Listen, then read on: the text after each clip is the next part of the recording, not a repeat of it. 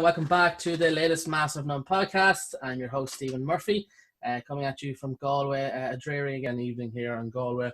But I am very excited here because I have a very special guest. I want to welcome Pat Burke to the podcast. Pat, how are you? I'm doing well. Thank you, Stephen, for letting me be a part of this and your interest.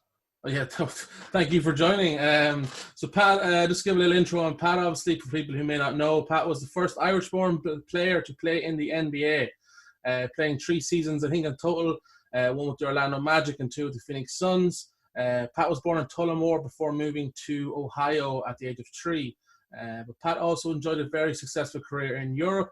He won the following. I don't want to give you a big head here, Pat, but I'm going to list off some accomplishments. So, just be careful. Euro League champion, 3 times Greek League champion, Spanish League champion, Polish League champion, and also a Russian Cup winner. How about that for an intro, Pat? Wow. You know what? My head got so big it doesn't even fit on the screen here. Thanks again for joining, Pat.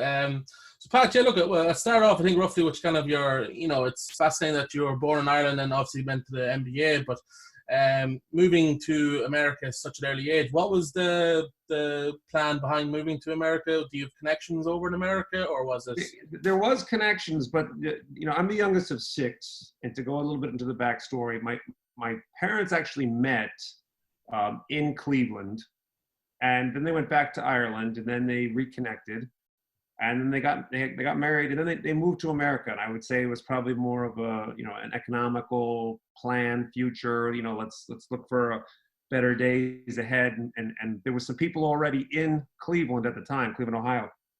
So they went out there, and they were out there for a number of years, and they had my 3 oldest siblings. And then I think things didn't work out the way they wanted to. They moved back to Ireland, and then they had the 3 youngest. I was the youngest of the 6.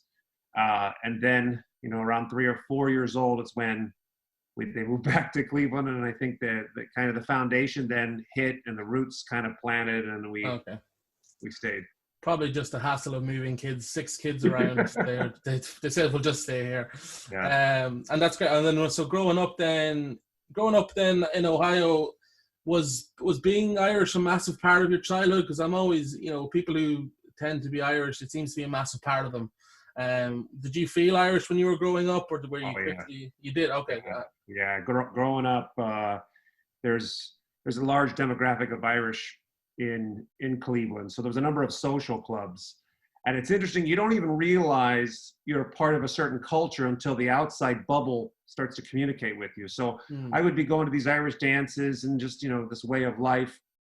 Obviously, the menu in our kitchen table was not changing. A lot of stew and baked potatoes and potatoes. But whenever my American friends would come over, it was the funniest thing. They would be like, "What is that?" Or and my dad has, my mom and dad have an Irish brogue, and they would sit there and they'd be like, "What's your mom and dad saying?" And I'd say, "Jesus, it's English. What do you mean? What are they saying?" Yeah, that's good. I love that about Irish people. No matter where we are, we're always Irish, and it doesn't matter what happens. That's great. And so growing up then, what kind of sports did you play? Was it mainly just basketball? Were you very tall as a kid? I was. It's funny. It's kind of moved in waves. I was like around 6 and 7 years old. I was pretty big. I had the next 2 older brothers. The 3 of us were always the ones that are kind of getting in trouble and doing things together. So I was always around the same size as them, even though I was younger. And sports was a little bit of I'd say a curiosity to my family and any of the connecting families on my dad's side who were out there at the time too. So how would I say this? We were playing, my dad had, ties into Gaelic football and clubs like that. But then my aunt came to our house when I was about 8 years old. And we were probably sitting there just having a good old time, a cup of tea, talking about, what was going on in the world. And she was asking, "Hey, Pat, we just signed David, my cousin. We just signed him up for ice hockey. Would you want to come play ice hockey?" And I tell you, Steve, it was like everybody stopped on their cup of tea or whatever, their bite of food, and looked over at her like, "What did you say?" And ice hockey, of all sports. And so I went out and oh wow, how'd that played go? for 8 years. It just kept really? going with it. And it was I think it has a lot to do with the Irish spirit too, because even though I didn't have the confidence at first, I was young enough that it was fun. And, you know, then it became more of a, how do I master these skills and how do I, you know, speed up and all these wonderful things that were going on with sports. Yeah, ice hockey is definitely one of those sports that it's amazing to watch, but half the time I have no idea where the puck is. I'm just kind of waiting for the siren to go off and people to start cheering. But definitely a very physical game. I'm sure you know at that stage. Yeah. So when did you kind of turn your eyes on to basketball then? Then I had a huge growth spurt, and at the time, now imagine this: you're growing up. You know, obviously you're in love with a sport like this, and so you had to have the gear. And it was very, very costly to be a hockey player with all the pads, the helmets, the gloves, the sticks, the skates, everything. So they used to have these swaps, and you'd meet at someone's house, and they would have tables out, you know, in the front of their yard, you know, and they'd have pads, and you'd go up and you'd like put your stuff that you'd outgrown, like if it was shin pads or shoulder pads or a helmet, you'd put your stuff down, and then you could grab the next thing, right? So it was a wonderful way for everyone to kind of escape the dear cost of all this. Yeah.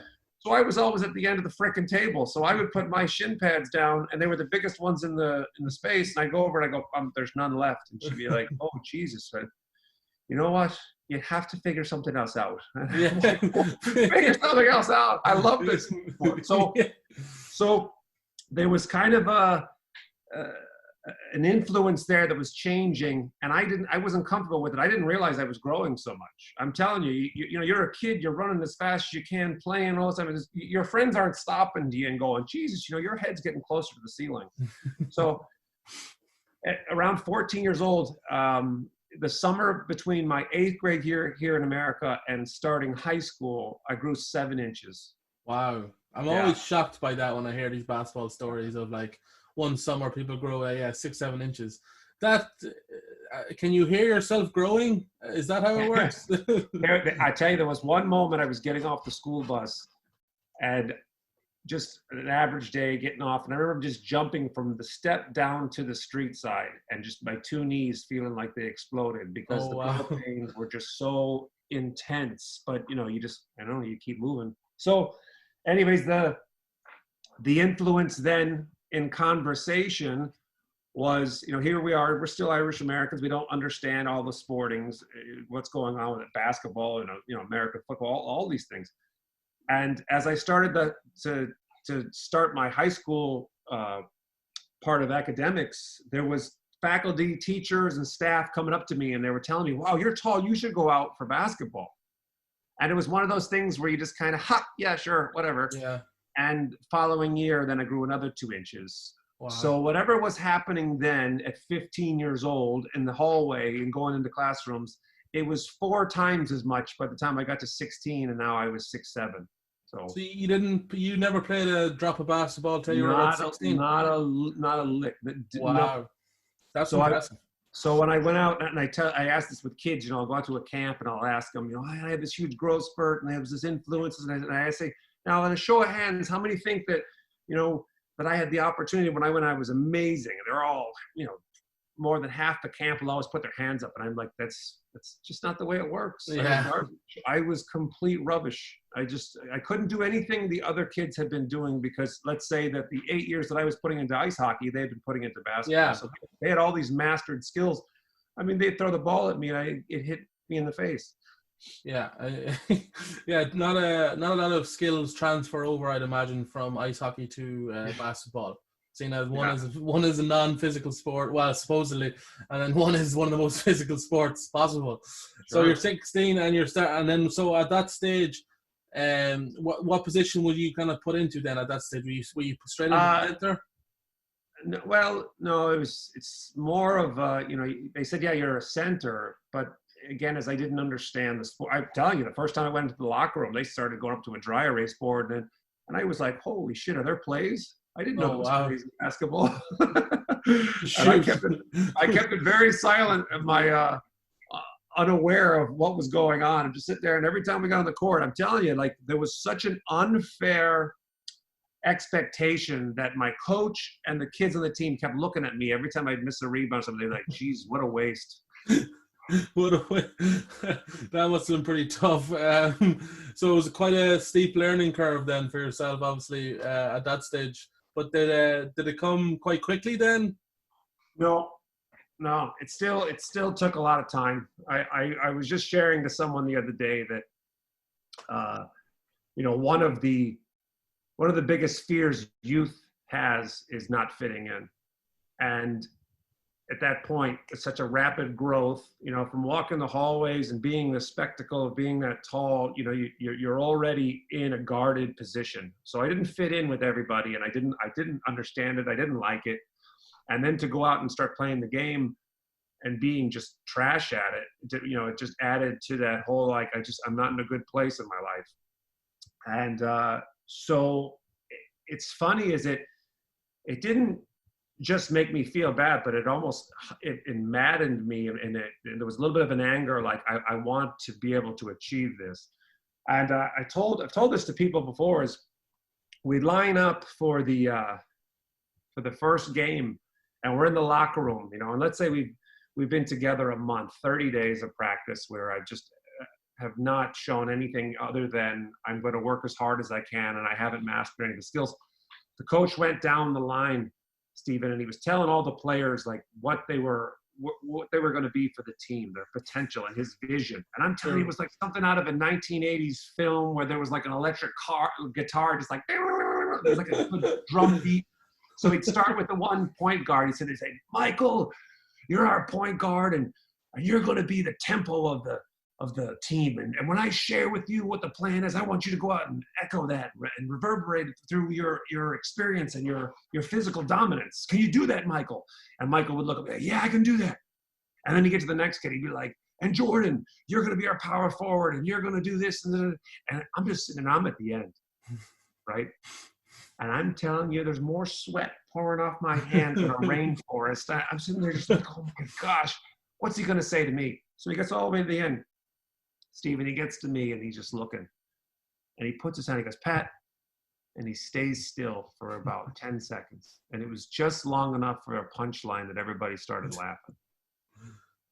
And I thought to myself, wow, this is not a good moment in my life. This is not a moment where, over the years looking back, I've always thought to myself, the ability to respect and keep people around you in a good moment, as far as what you give, is always an understanding of make them look good, make them feel good, make them feel safe. And in return, you will look good, you'll feel good, you'll feel safe. And in that moment, that coach, that person that was in a leadership role, they did not exemplify that. They took a young man without ever asking him where he'd come from and what he's gone through in his life, and he just made an opinion. And at that point, I hated basketball. And we were actually moved from Cleveland, Ohio, down to Cape Coral, Florida, halfway through that school year. So it was halfway through the basketball season. It was the most perfect exit I could ever. I didn't have to quit the team. Hey, my family's loading up a truck. We have to move to Florida. Damn, I wish I could stay, guys. Damn, guys, I thought I was going to get it, So, but I ended up leaving. And have you been in contact with that coach ever since, with your NBA career and your? I have. I'll tell you this. I have no recollection of what he looks like. Oh, okay. I can't even remember his name because it was like something that was so traumatic. My life. It was like, you know what? It's gone. It's over. And then the next chapter was the one where everything clicked.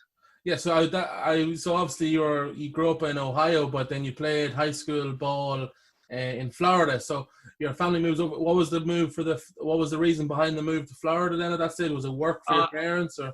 Yeah, I think it was a little bit to do with health, because of the winters and that in Cleveland were very harsh. Yeah. It was at this point, the youngest of 6. There's only myself, my next older brother Niall. We're the only ones living at home. Everybody's off at college, and we're sitting at the kitchen table, and my dad's coming in from work, and you can just see he's drained.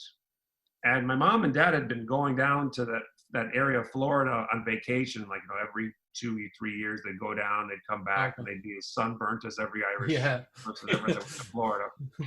And they just looked, and we're just sitting there and we're eating, and there was a drained energy, or there was just a space there that was like, wow, this is really kind of depressing. My dad just said, hey, what do y'all think if we moved to Florida?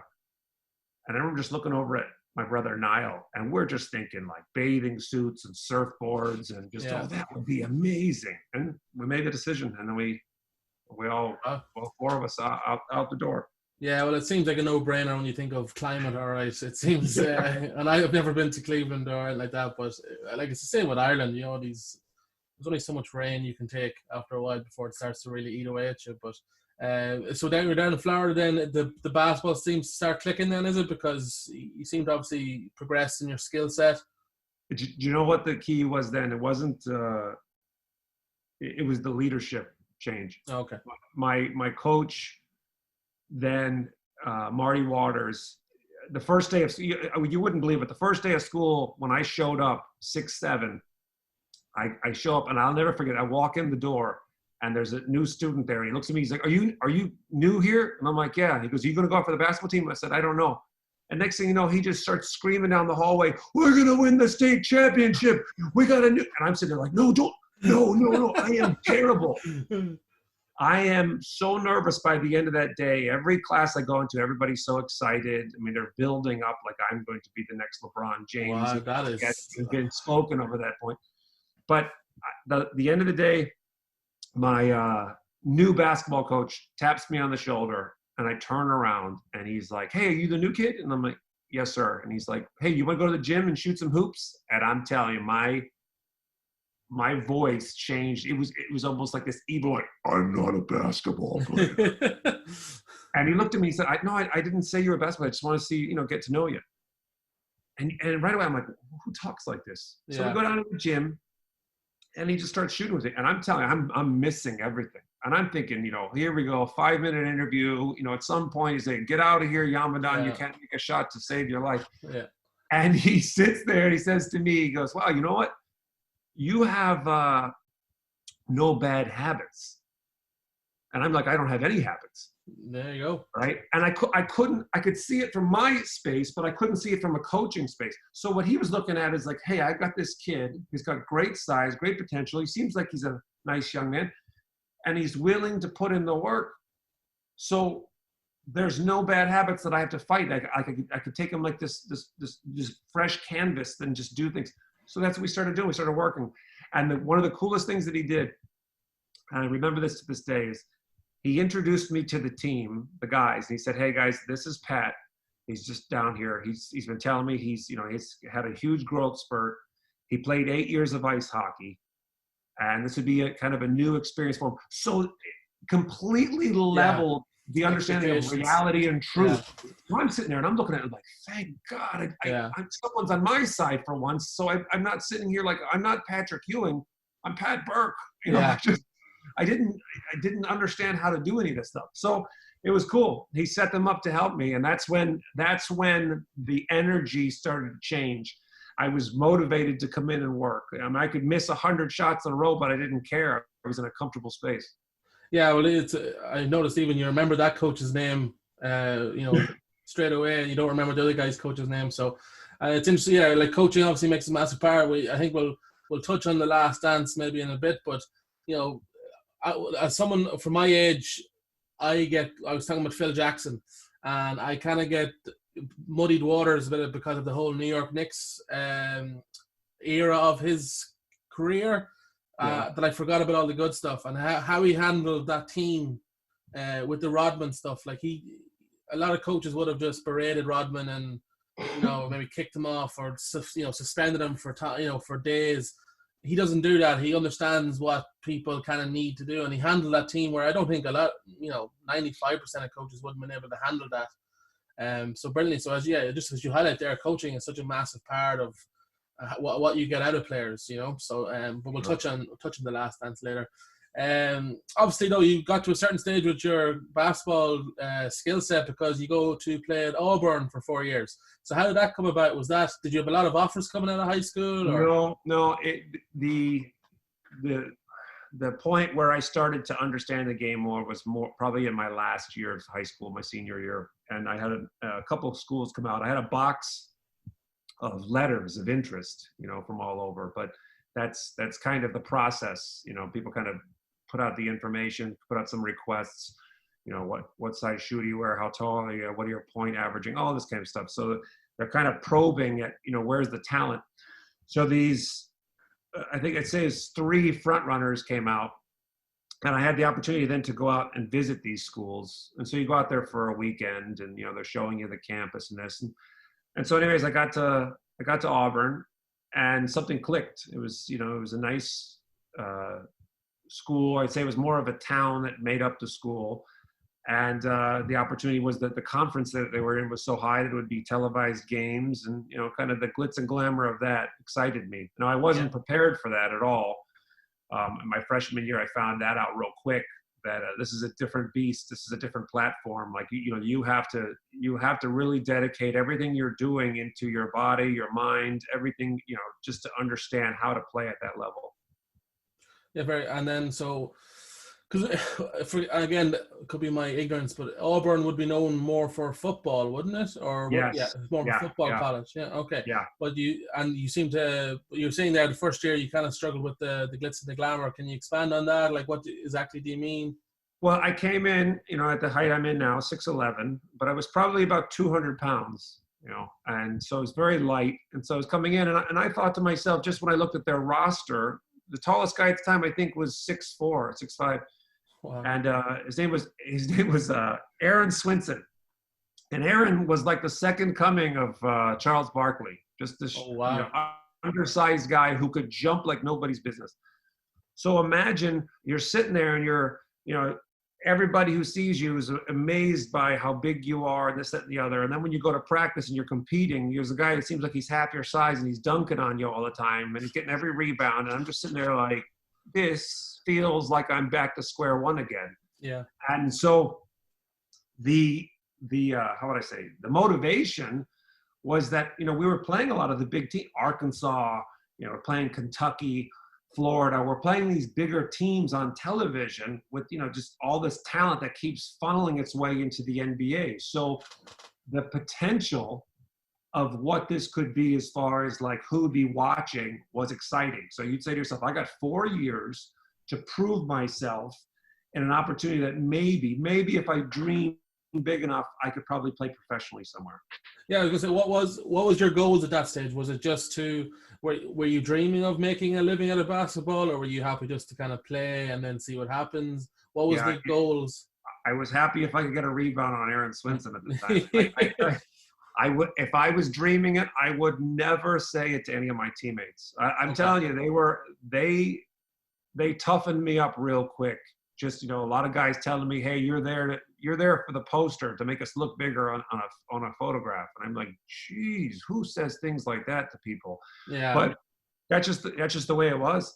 And so every time we'd get into a meeting, a lot of guys would be talking about, I'm going to go play pro. I'm doing this. I wouldn't say a word. I'd just say, look, I'm going to go in. I'm going to get my weight room workout in. I'm going to do these exercises. I'm going to do this. And then by the time like that, how would I say, that class, maybe when I came my freshman year, the juniors and seniors would have been so superior in athleticism because they'd been there for a while. When they leave, you don't even realize you've gone through your freshman year, end of your sophomore year, you put on 40 pounds of muscle and you understand how to battle. You're a totally different person. Now it's your time to shine. And what was your family kind of saying to you at that stage? Like, was it, some people might be like, oh, stop playing these sports and get a proper job, or were they very supportive? No, because just like with a lot of sports in the world, like this is all stuff it's televised and it's in the media. So not to the extent it's at today, but it's still out there. So it's not like I was walking onto the team and had a partial scholarship if I, did the laundry as well. It was like, okay, this guy's got a roster spot. He's getting minutes. And, again, it's backing it with my education as well. Yeah. And did you win anything in your time at Auburn? No. Oh. No, we won some tournaments, but, some really good feel-good moments, but nothing to the extent of anything that I did professionally. Okay. So towards the end of your 4th year then at Auburn, obviously with the declaring for then for the draft. What was your expectations going into the draft, or were you getting many interests from many teams? Yeah, another one of those moments where you're daring to dream bigger. And I went out and I had the pre-draft process is they're bringing in the 50 best to work out in places, and obviously all the teams are there and scouts and coaches. And then after those initial tournaments, they would put on private workouts. So I got to go to like Milwaukee was one of them, Cleveland was one of them, I think Boston was one of them. And what they do then is, they'll have 2-3 guys around the same size, a position that they want to see kind of a difference. So again, as I'm thinking this is just great to be here, dreaming it. And I had an agent at the time, and so he told me after all those, like, there's a cutoff point for no more workouts. The draft was coming up in 3 or 4 days, and he said, "Hey, I want to let you know that the Milwaukee Bucks, they really like you, and they said if you're available for their 39th pick, they're going to pick you up, 39." And I'm sitting there like my mind is blown. Like, yeah. I'm the guy born in Ireland, playing ice hockey, the guy who was, the laughing stock in Cleveland, the guy who, the first day of school, everyone like this I'm getting drafted. And he said, yeah. So I was very excited to even hear that type of information. And did you buy yourself an awful suit like the rest of the draft? No. You know what I thought to myself? The first thing I said, you know what, I'm going to spend this moment back home with my parents. So I booked a flight. I flew in, Stephen, and I was telling my dad the news, hey, Dad, my agent said this. And he's like, oh, wow, that's amazing. That's amazing. And he's like, well, come on home. And I'm like, yeah, it'd be great to watch the draft with you all. And then I told him this little tidbit. I said, there is an uncertainty here. And it's probably leaning towards the fact that I'm not going to get drafted. So I'm just don't invite anybody over, because if it doesn't happen, I don't want to be around anybody, this, that, and the other. Jesus, Mary, and Joseph, when I got to the house, there was a tent in the backyard, and, there's 30, 40 people there and a keg of beer. And I'm like, relations you've never heard of. Oh, geez, yeah. And then the local news cameras come up for an interview, and I'm like, no. I'm like, gee, thanks, Dad. Oh, no. So how was that moment when you didn't get the call? I've told this story a number of times. It was like, you're all sitting there, we're crouched in looking at the television, and they're calling out the 39th pick, and then they call it Gerald Honeycutt, and I'm just stone-faced like, holy shit, my worst nightmare here has just occurred. As I turn around, Stephen, where there were people with cups of beer, now there were no people, and the cups were just floating in air because they'd all ran out the door so fast. Well, at least they gave you some alone time. Yeah. At least there wasn't that awkwardness. But then I read a story that you quickly got some interest with the Knicks. Yeah. There's a little behind the scenes that's going on. Obviously, the way we don't think the draft work out for us as players. It happens at the franchise level as well. They're not getting all the moves and stuff they wanted. So the Knicks called me up and said that they had been trying to put together some trades or something with other teams to pick me up so they could secure it, but it didn't work. Okay, because what I read is you kind of turned it down. Well, yeah, that's the next phase. So they asked me, they said, look, would you be interested in coming in and playing for our summer league team? And I said, Jesus, what do I got to do? Yeah. I'm going to clean up after this party over here, then I'll come home and play for you all. Yeah. So I go out to New York, go through the training camp, then we fly to LA for the summer league. And I had something to prove. I was, it's one of those kind of a belt to the ego when I didn't get drafted. So I was like, I know that I can work hard and I can do things. So I went out and played well in LA, and that's when Jeff Van Gundy had created an opportunity for me. He came up to me at one of the training sessions when we were stretching. It was towards the end of the summer league. And he said, Pat, I know your agent, and he's told me that, you have a number of opportunities in Europe, but I want to let you know that the Knicks, we want to offer you something we've never offered any other player undrafted. We want to offer you a guaranteed contract. And then finally, here's the moment where, okay, this is Coach Van Gundy talking to me. Like, this is not like a second party telling me some sort of side, here's a note, kind of like, it was like he was the source telling me he wanted me on that roster. So I went back from that training session, and I walked into my room, and I had a roommate, and I started to break it down to him. I said, hey, let me ask you this question. If you had these contracts in Europe and this and the other, and then you had an opportunity with this team, the Knicks, and that guy right away, Knicks, I go to the Knicks. I said, okay. And then I went to lunch with my agent, and I sat down, and he's, and this is awkward. I had just met him maybe a month earlier. I didn't know him before, So I'm sitting down with him, and he's sharing some wisdom on what he's seen and what he's experienced as far as other players going in too fast into situations, and how other players can transform their skill sets because of where they go. So he tells me, he says, hey, look, if you go to the Knicks, Pat, I tell you, you're not going to play because Patrick Ewing is going to be on that floor the whole time. He said, but if you go to Spain with Sergio Scariolo, he said he likes you a lot. You're going to play. You're going to be practicing a lot. Everybody has said that they like your size, they like your heart, your confidence, your this and that, but your skill set is your best days are ahead of you. And so then when you hear that, I don't think it's a consolation. It's more of, this is a better strategic play for me to do this. And so I walked away from the Knicks contract, obviously, and went and played in Spain. That's a very brave decision. Like, a lot of people would just be like, this is the New York Knicks. Obviously back then they were much more of a force than they are now. But did you get some backlash from, was your agent kind of saying to you, or was he going to lean towards Europe, or did he want you to sign the Knicks? Oh, no, he was clean towards Europe. Oh, was he? Okay. Look, yeah, he was like, look, I'm telling you, you could go play for the Knicks and be there a year, and then it'll bruise your career. He's like, you go over here, and I'm telling you, you're going to become a different player. And it's the wisest decision I've had, one of the wisest decisions I've had in my life with that basketball career, because I was over in Europe for 5 years before I ever came back and tried again with the Magic. And it was one of those things where it wasn't just the skill sets, but it was my mindset of what team was, what sacrifice, patience, all that completely changed once I went to Europe.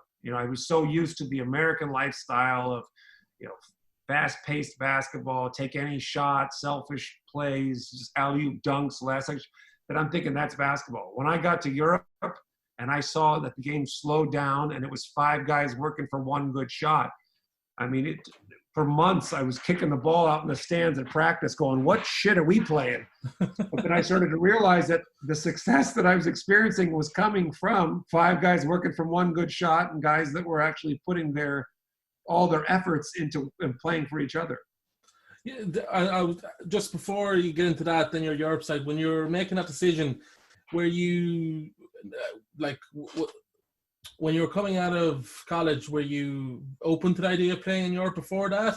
Or do you think maybe your Irish background kind of, I imagine a lot of kids coming out of college don't want to go and play in Europe because they have no concept of it, where you kind of, I know you left when you were 3, but obviously with the family upbringing you had, being Irish and, being European, do you think that helped when it came to making that decision? Yeah, sure. Yeah. I had been back to Ireland a number of times. So yeah, it wasn't some sort of fearful challenge of this sort. It was more excitement. I was like, wow, this is really neat. Look, and I started reading up on all the different leagues in the different countries. So I was excited about it. And then, you're reading too about Americans and other foreign players that are over there. So you're like, okay, so other people are doing this as well. So this is not that scary. Now, when I landed and got to my apartment, that's when I got scared. Yes, talk me through your first kind of couple of weeks in Spain. Was it a massive culture shock? Oh, you know, little funny story is when I landed in Bilbao, drove to Vitoria, the town we were living in, or where the team was. They were on some sort of like 3-day shut this town down festival. Oh, nice. So I had no pesetas. I had no money at all to exchange. I'm telling you, I couldn't find anything to eat. And then when they finally took me to practice, I was sitting there shaking because I was so starving. And Scarlett was like, "What's the matter?" And I said, "Somebody dropped me off, no phone, no way to contact them. Nobody understands English up here. And I'm going around trying to explain I'm on the team to people to see if they can get in contact." And I could, and they were like, "Jesus, we effed up on this one." Wow, that's quite the introduction. So, did you go over on your own? Did you have a girlfriend at this stage, or? I did. I had a long-time girlfriend, my wife. Now we married after that season, but she stayed in Auburn to finish school. But my brother, the oldest of the six, Kevin, he helped me through the process of finding an agent and that, it's kind of a funny way life kind of puts together a path for you looking back. But he says to me at the time, he's like, "Pat, I'm looking for a change in my life, and I'm thinking maybe I want to be a sports agent." And I said, "Now, this is a very smart guy. He had passed the bar exam, the legal bar exam in Ohio, did it down in Florida, was a lawyer at the time in Florida." And I said, "You know what, Kev? You and I were so separated because of age and time. I'd love to share the year with you there." So he and I were flatmates, and he went around, he became fluent in Spanish, talked to a lot of agents, familiarized himself with clubs. And while he was over there, he met his wife now, and met her there. They stayed after I left. I was like, I'm going home, and I think I'm going to sign with Panathinaikos. And he was looking at me very confident, like, "Pat, I think I'm staying." And I'm like, "Oh, wow." And so anyways, he stays, works at a university teaching English, I think for 1 or 2 years. His wife's father was a solicitor in England. He sends him the equivalent of all the legal and law books and all that. He goes and passes the equivalent of the bar exam in England. He's a solicitor now in England, married, 2 girls. And it's the funniest thing because every time I talk to him, it's just like, Jesus, what if I did go to the Knicks? Where would he be? Yeah, true. The domino effect of one change. Yeah, that's a good point. Yeah. So you played for Tau Keramika. I think I'm pronouncing that probably wrong, but Tau Keramika for 1 or 2 years, just the one, was it? 1 year. Yeah, it was a 2-year deal, but 1 year. Yeah. Okay, and then you moved into Panathinaikos. That's right. So what was your knowledge of Panathinaikos before that? Were you very much aware of them, or? No, you'd be passing around basketball magazines, on the bus, going to different games and that, and I'd see, this team, and just the interest of seeing, the clover or on their jersey. I was like, "Oh, there's an Irish team over here. What is that?" And so that would be the introduction of it. And then my agent, when he told me there was interest from Panathinaikos coming in and wanting to sign me, then he was been around for a while. And so he would tell me, say, like, this is the equivalent of like the Celtics of Europe. Like they're well known for their history of sports and winning championships. And so I was like, "Oh, that's cool." That's a no-brainer then towards the end. So you end up winning 3 titles in a row with them. So obviously probably very fond memories when you look back on those kind of couple of years with Panathinaikos, I assume. Yeah, the very first year playing for them, that was the year that I won my very first championship.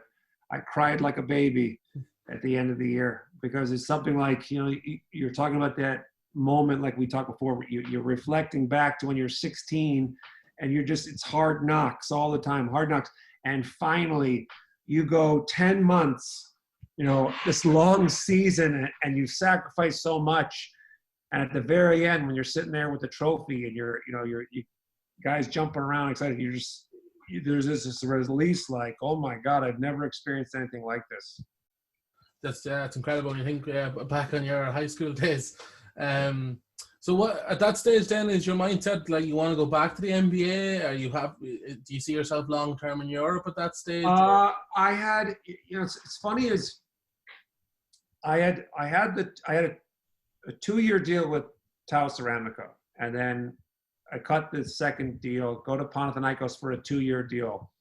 We win the championship.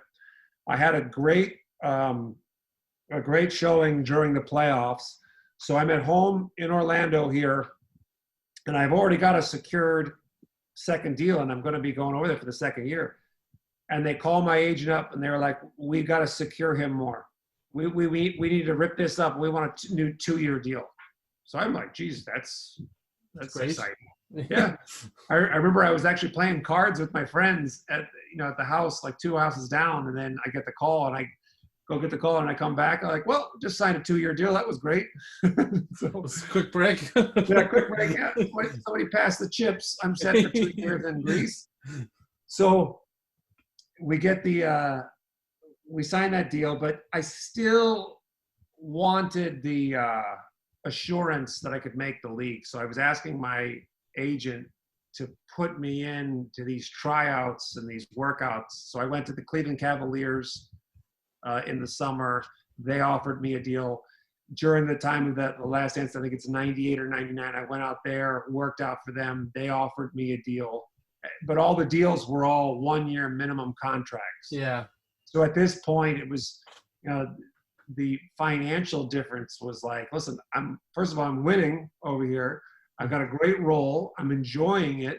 I don't even realize at the time, because I'm so young, all the how would I say, the benefits of seeing these different cultures and different experiences.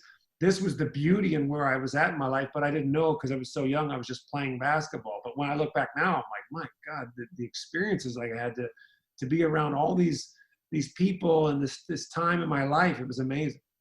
Yeah, that's very, very well put. So did you have a bit of a chip on your shoulder there, just because the way you said that you wanted to prove that you could make the league? Was it, unless they offered you obviously a very good contract, but at that time was it just a case of I'm this good? No, I promise you, it wasn't. It was this good. It was always a test. I want to see if I could make the league, because at that point still I'm playing. I'm playing in Europe and we're winning, but I don't know if I could make an impact in the NBA. So I was like, I want to prove myself. I want to go out there and I want to see if this can happen. And I'd go in every time working as hard as I could. I didn't show up saying, hey, I got a pretty good life over here, and I can kind of relax during these workouts. I was going in every time to work as hard as I can to show them who I am and see what was going to happen at the end of it. It's your work ethic obviously is what stands out from all this, which is very impressive. But at the end of your Panathinaikos career, then you played for Marousi for a year. Marousi isn't a club that I would be familiar with, just from my knowledge. But would that be a smaller team, obviously, than Panathinaikos? Yeah, I get home after my third year of Panathinaikos, and at that time Zelko Obradovic, he's the head coach, and his assistant was Dimitrios Ikoudis, and he's now the coach at CSKA in Moscow. So anyways, Dimitrios calls me up, and there's this, and I don't know how to articulate this in a way. There's this impatience sometimes in sports. I've experienced it to a point where you recognize it right away. It's not endearing. It's not like, hey, how's it going? How's the family? What's Peyton up to? And just checking in, and hey, we want to see. It was like, listen, we're building the roster. We want to know what you want to do. What's going on? And I'm like, Jesus Christ, haven't I been with you all for 3 years? Yeah. Like, what is this? And they knew that I was a little bit at that time, after the 3 years, I was a little irritated that the playing time and the minutes weren't going up. Okay. And I could see myself, and I'm going, you know what? I'm watching, Rebrica, our starting center. I'm like, I'm watching some of the things that he's doing. He's making mistakes like I'm making, but you're still siding with him. So I'm not going to fight you, but what do you want me to do here? So Etudes calls me up and he's like, hey, we want to find out what you want to do. And I said, I'm going to need some time to think it over. They're like, we're not going to give you that much time. And I'm like, all right, whatever. So then 2 days later, they put their team together. And at that point, I'm like, you know what? I'm ready for something else. Johnny Rogers, one of my teammates on the team, he calls me saying, hey, dude, man, come on, man, keep us all together. And I'm like, I'm ready to move on. And so Marusi was this smaller club, kind of a mid-level in the pack in our league. And they had a young owner who was looking to start something new and fresh. And they had a nice little gymnasium, very good club. Good. The year before I was there, they had just won, I think, the Supporter Cup. So they were looking to do new things. So I talked to their owner, and he was very excited about this opportunity that, I became available. And so I went there, and it was one of the most fun years I ever had. I mean, it was all my stats and everything went up. I finally got to just play. And did you play at Panathinaikos that year? Oh my God. We played them in the preseason and we kicked the shit out of them then.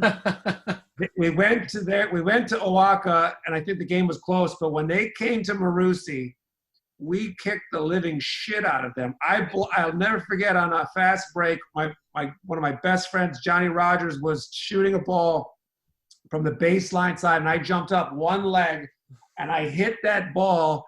I'm telling you, I nearly put it through a window in the back of the gym. And I remember just looking over at their bench, smiling, like, you're all my friends and everything, but I got no love right now for your coach. Yeah, that's good. I'm glad to hear that. That's brilliant. Yeah. That the smaller team beats the giants. That's always good stories. Yeah. So obviously you spent that 1 year in Marusi, but did you do another couple of tryouts then did you try out for Orlando, or where did that No, I think that was the end of me ever trying out anywhere. Okay. The next phase was I came back, and that was the best year I ever had with stats. So I came home, and my agent calls me and he says, hey, Pat, got a very interesting offer today, and I'm all ears when I hear that. I'm like, okay.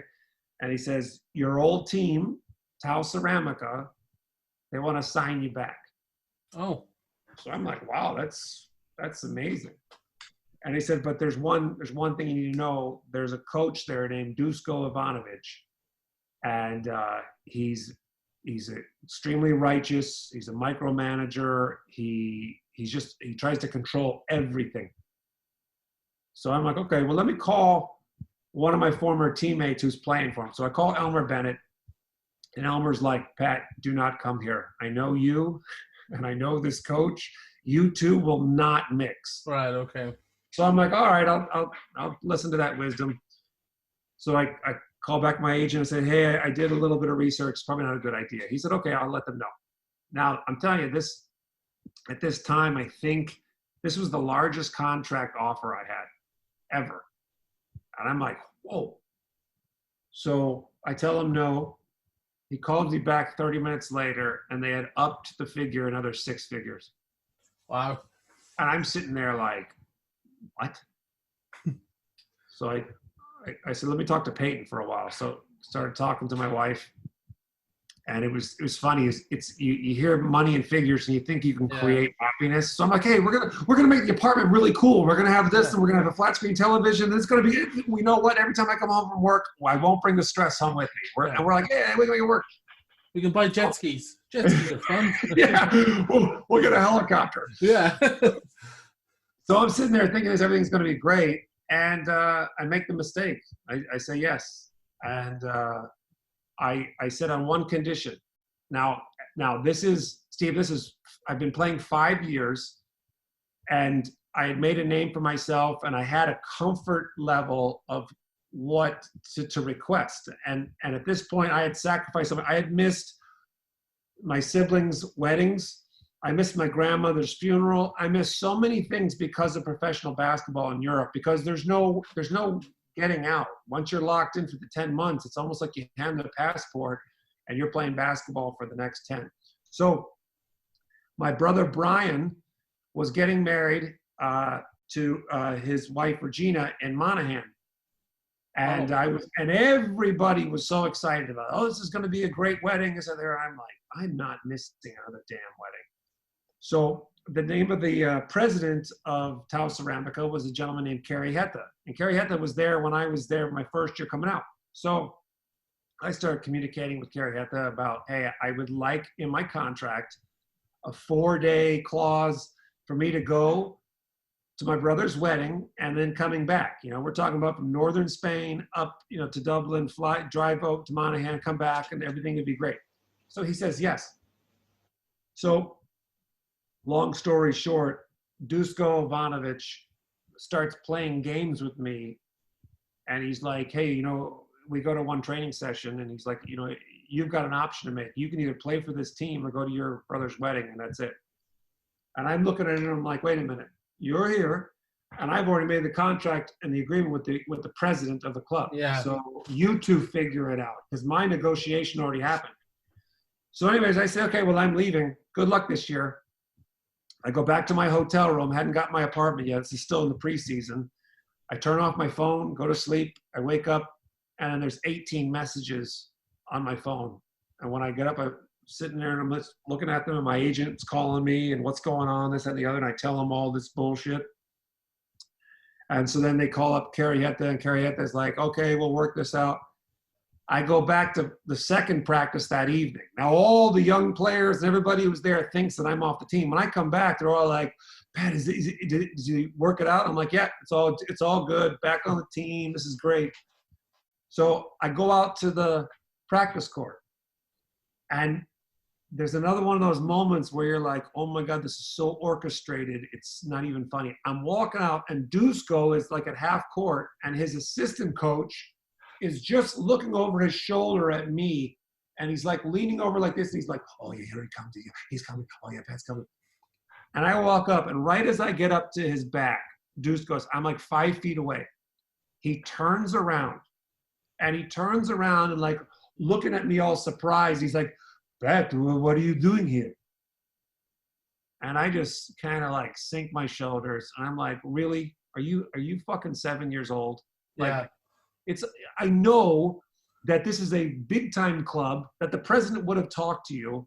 I said, Kerry had to say it in 4 days. And he's like, looking at me, he's like, no, you're not going anywhere. I said, fine, okay, whatever. And he's trying to pull me on his bluff again. So I start to walk away. He's like, Pat. And I walk back. He's like, how many days do you need? I'm like, it's my brother's wedding. I mean, it's up in Monaghan. I got to fly out here. He's like, how many days? I'm like, I guess 2 or 3. He's like, okay. So he agrees to it. I go through the practice. I already had the flights and all this, whatever, but they make it so squeezed that I'm flying out from after, like it was like we had 2 practices, one in the morning, one in the evening. I flew out, got to Monaghan, went to the wedding. I had to leave the frickin' reception at 1 a.m. to come back. Jesus. Now, in that time, that's when the Orlando Magic contacted me. I'm in the hall, in the reception hall. Someone comes up to me and says, hey, Pat, there's a phone call from someone from the Orlando Magic at the front lobby desk. At this hotel in Monaghan. It's like out of the blue. I'm like, how the hell does anybody even know I'm here? Yeah. I go and I talk to the scout, and he says, Pat, I think, first of all, he says, how's everything going with Tau Ceramica? And I'm like, I'm not enjoying it at all. I don't think Dusko and I are going to mix.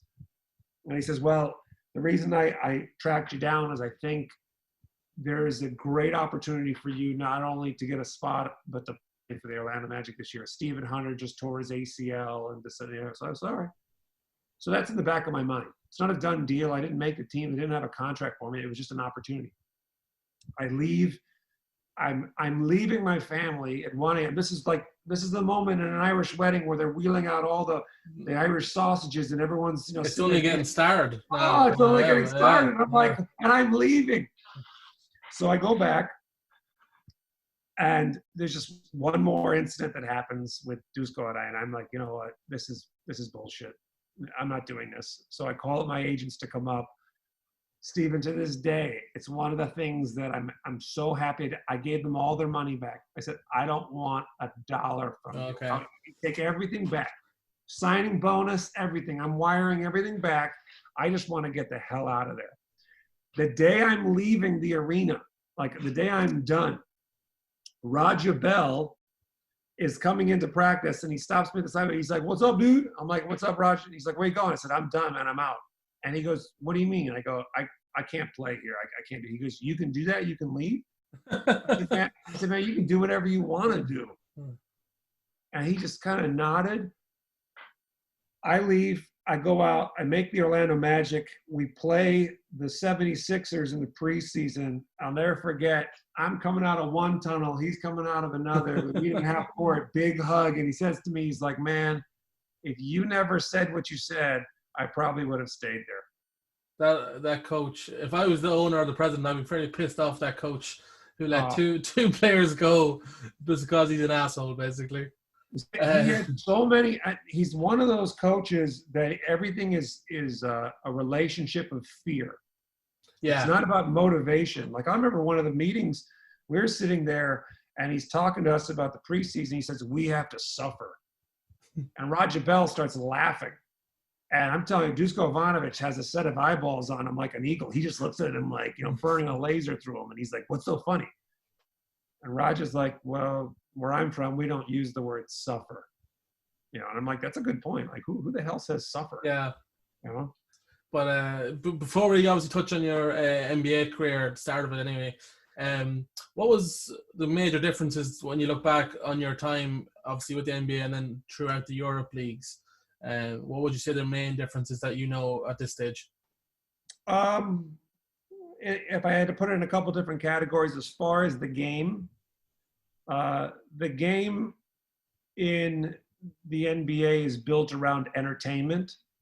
So even having the idea of, 4 quarters, they want last second shots. They want it to be fast. I mean, all the explosions and cheerleading and music and all of that. It's definitely been polished to get as much money as they can. And you can see it's starting to trickle over into Europe. Like when I first got there, it wasn't like that as much, and the game in Europe is more like college game here. It's slowed down a bit.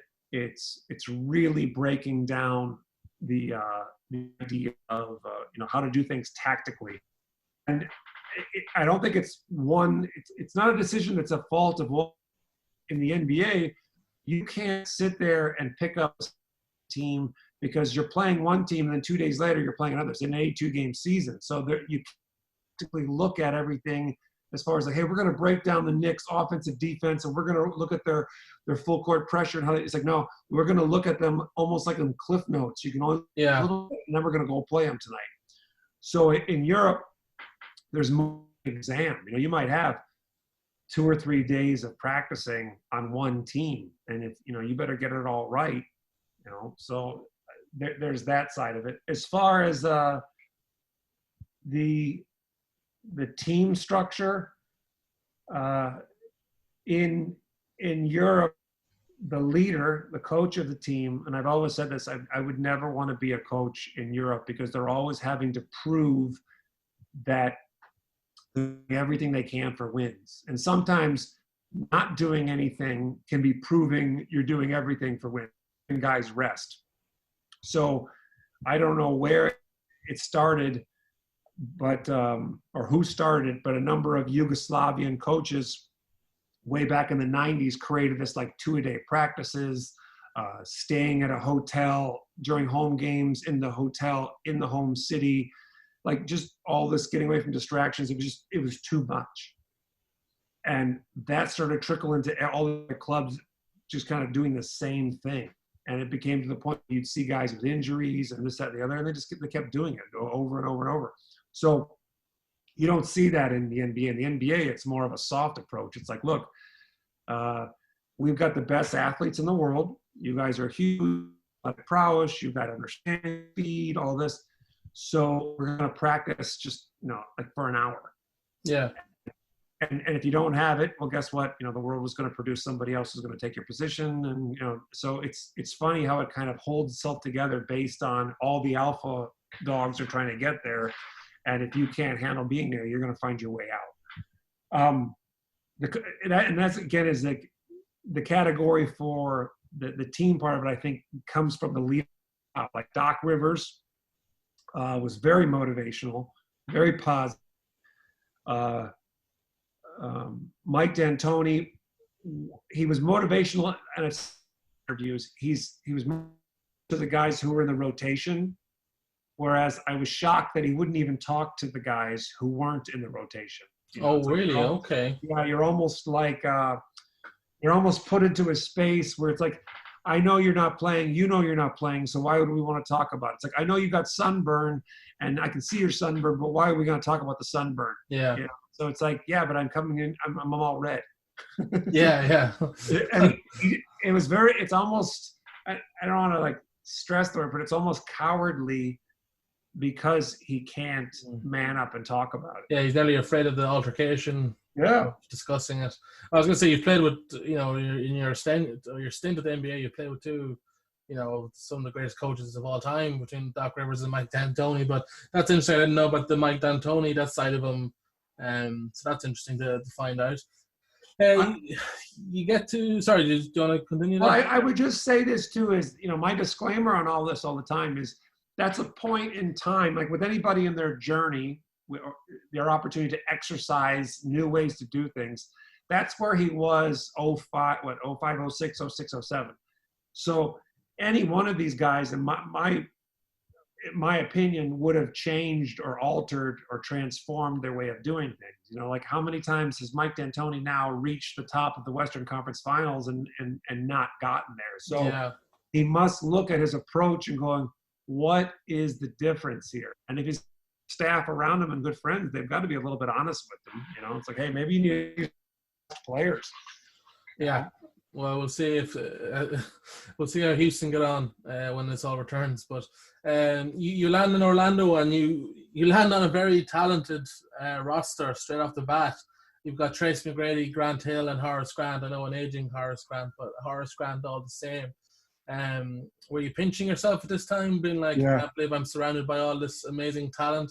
Yeah, it's funny is when I grew up 16, 17 years old and watching the Bulls, you kind of gravitate towards somebody who plays your position or the same size as you, or you see yourself. And I was like, Horace Grant at that time. I was like, man, I want to play just like that guy. And now I'm on his team. And I remember we're making a trip out west. And, Horace was a very good guy. Like, you talk to him, but it wasn't anything up until this point. So he comes up to me, we're about this trip the next day, and he says, hey, I got to ask you a question. And I'm like, Jesus, Horace Grant's interested in what I have to say? He's like, I know you haven't played Shaq and the Lakers and this and the other. I know there's some things. He's like, would it benefit you if I came, because he was on injured reserve at the time. I think he had a hurt back or a knee or something. He's like, would it help you if I came and kind of mentored you on some of the thing of scouting on it? And I'm sitting there like, what? So I write down to ground zero. I'm like, hey, Horace, when I was 16 or 17 years old, I used to watch you and I used to want to be just like you. Like, you were the player that I was like, it would be amazing to have you there to help me, through this. And he was like, all right. And to him, it was like, so not like he'd heard this a million times from other players. Like, all right, I'll pack a bag. I'll be on the plane tomorrow. I'm like, okay, thanks. And so I was going to say, what was because I've read conflicting reports that you didn't necessarily love your time with Orlando. How would I say this? You're looking at, not to get so, I don't know, looking at it in this perspective, but you're looking at, I just came off of this, here's the American lifestyle in college, and you're watching the NBA is the best. Then you get to Europe, and you're challenged with the way they're doing things, but then you and you start to buy in that it's what we're doing that's crazy. So like all seasons I'm leaving, and anybody who's on my team at the end of that 10 months, they're like my blood brother. Like, you're going to fight. So when I finally got to the NBA, none of what I experienced is happening with the team. Nobody's really out. There's no team dinners. It's just kind of like individuals who are put into a position to say, look, here's 48 minutes, and we're going to watch you to see how well you play together and sacrifice and do all this. But then when that 40-minute one goes, then everyone goes, like, getting their Ferraris and their Lamborghinis, and they're gone. You're like, what the hell? And that in itself was so different to me, because you're just like, I don't really have a relationship with any of these guys. Yeah, compared to your Europe experience. I'll ask just quickly a question from one of the first Twitter questions we got. There's actually a follower of mine who's doing like project basically on sports mentality, and he's a massive Orlando Magic fan. So he's kind of just asking, Colin O'Halloran, was there a difference when it comes to mentality between the greats such as Horace Grant, Tracy McGrady, Steve Nash? Is it obvious the difference in mentality, or is it something different? Yeah, it's definitely different. I think the first thing I recognized with a lot of the guys that were at a different level is the confidence. Many times when you're in a position where you're looking to achieve, there's a bit of panic, like and rebounds tonight. Oh, I've got to do this. Yeah, I never saw it with the likes of Tracy or Steve. And again, it's fair to it, they've been doing it for a while. But even in moments where we needed them in the clutch, calm as can be. I mean, you could probably sit there with the heart monitor on them, and it'd just be a cool 65. It's like, you're like, what the fuck? Like, I'd be over there like shitting bricks. Yeah. And that also comes off when they're walking around regular too. Like when they're just walking into a restaurant, or where they're in the parking lot going in, they're just calm and collected. And I would see, I always said to myself, okay, I know the preparation I'm taking.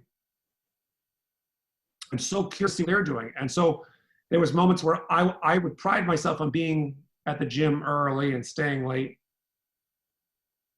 Those guys where you'd go in to the gym and you'd pop it into the locker room, but you'd hear a ball bouncing in the gym already. And I just peek my head in there, and Steve would be in there, and he'd have some guru of strength or shooting or something like that who'd flown in from Nova Scotia or so, I don't know, but they'd be working on elite level things. They'd be like, damn, that is cool. Tracy McGrady had his own strength. So it's like, you notice too with the greats, they go beyond themselves to realize there's a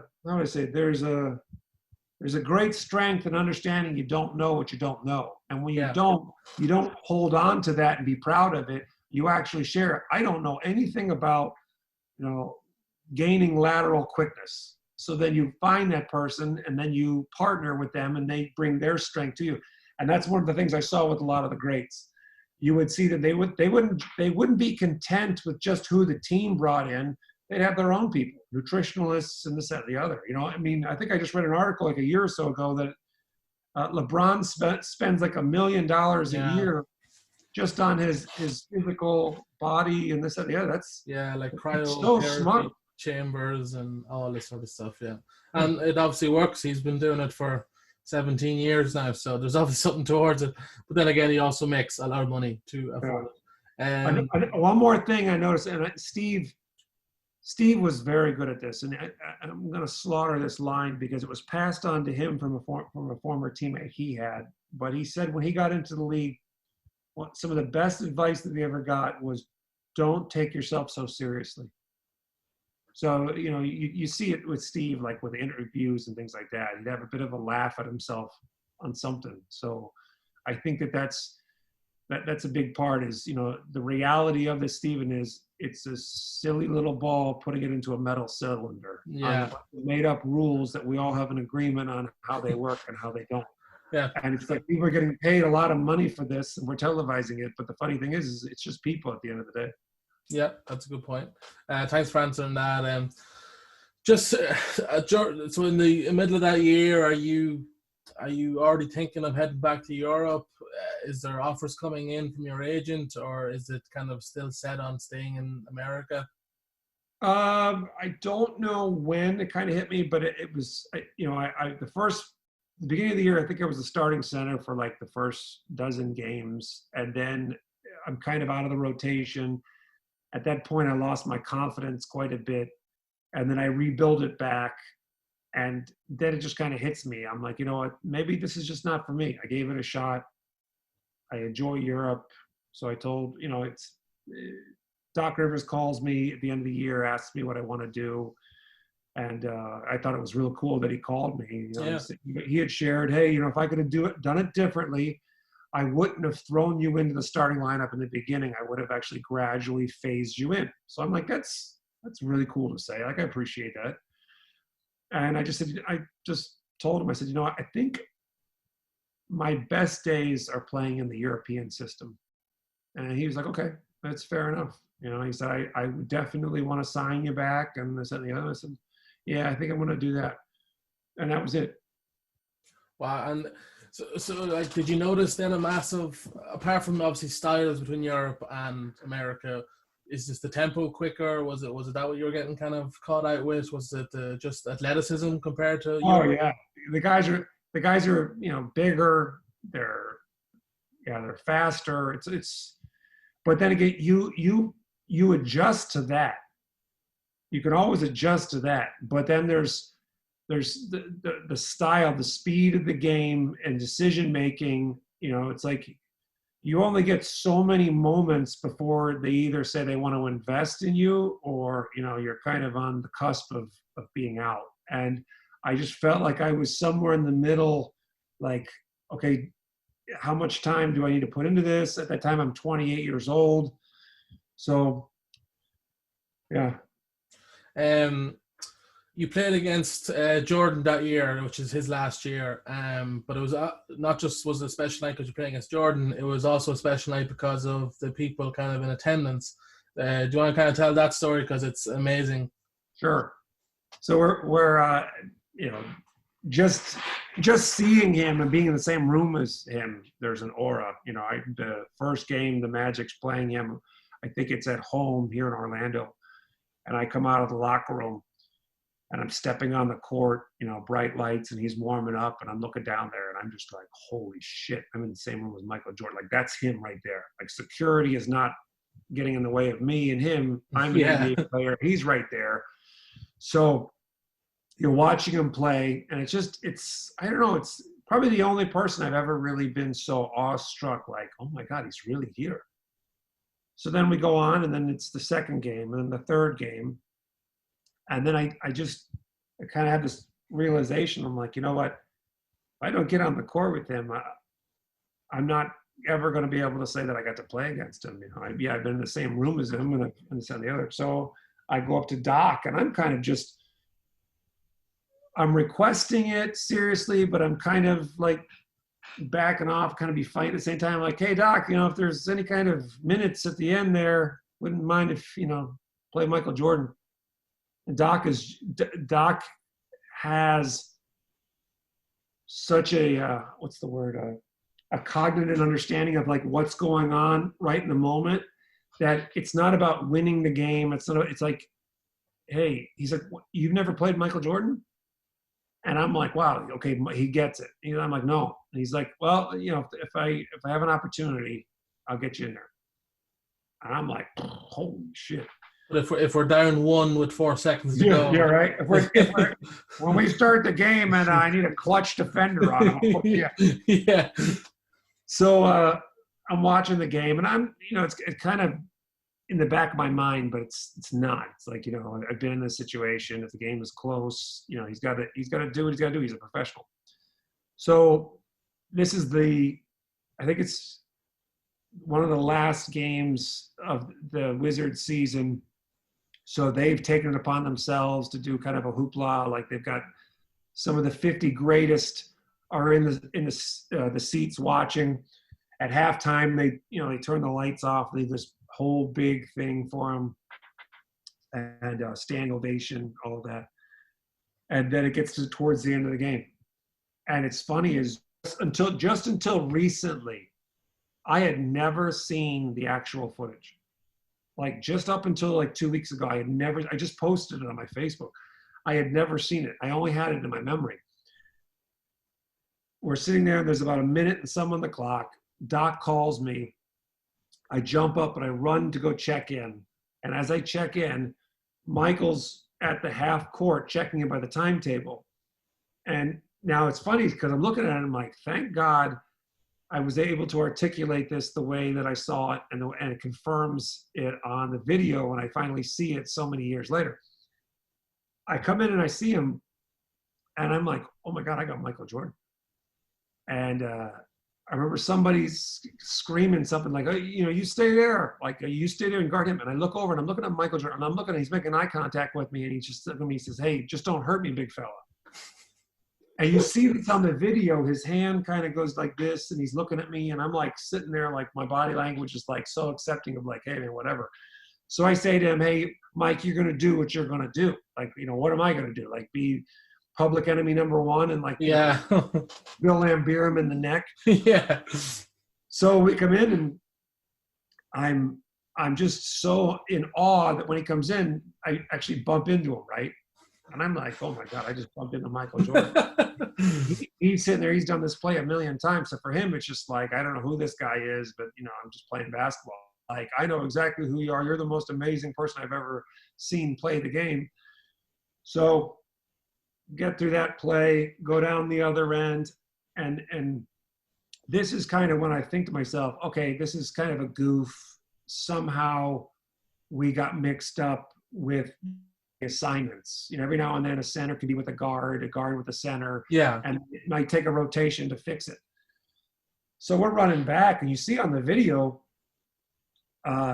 Christian Laettner gets the inbound, and Michael calls the ball back after he steps in bounds, and he starts dribbling the ball. And I'm not even in the screen yet.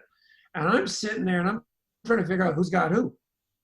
And I'm turning around then, and I'm like, holy shit, I got Michael Jordan again. And I turn around, and my brother-in-law said this to me the other day. He goes, maybe I could send this out for a tutorial on social distancing, how to guard Michael Jordan from 10 feet away. So he comes down, and I'm about 10 feet away from him, but in his vicinity. And anyways, he passes the ball. And then the horn goes off because they want to do some sort of celebration for Mike and a thank you. So he comes off the court, and he's waving his hands and that and the other, and that was my experience. So was that Doc Rivers? Did he intentionally kind of make those changes? Yeah. Oh, that's amazing. Fair play. That's great. When you're guarding him, are you kind of hoping that he tries to do something on you, just in case? No. Like, imagine if you block Michael Jordan, that would be the best. No, it's. I was just appreciative that I was even there. Like, just, I mean, I can imagine if he made a move and, you're like, oh, even, let's say I blocked a shot, it wouldn't mean anything. It wouldn't be like, hey, I'll never forget the time Pat blocked it. It'd be like, for me, it was just like, I'm sharing a moment that it's like, it's not even meant to be.